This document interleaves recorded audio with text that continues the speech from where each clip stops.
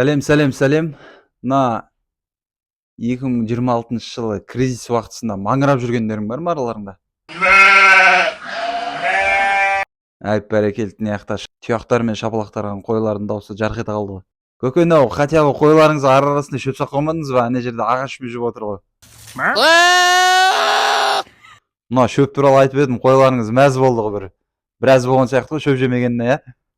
Мына қойлардың арасында қошқарлар болса бір тұяқтап отырайық кішкенекей. Что-то бүгінгі стендап кешке қошқарлар аз келген сияқты ғой.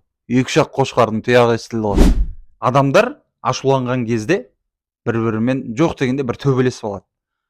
Қошқарлар ары кетсе бір сүзісетін шығар, бәрекелді. Бір-екі қошқарына что-то қатты күлді ғой. Басыңнан өтті ау дейма көк қошқар сенің. Әзірге осы, бұл кішігірім сіздермен таныстық болатын. Астауларыңыз шөпке, шелектеріңіз суға, кешкі астарыңыз тек жемге толы болсын, қойшыл қауым.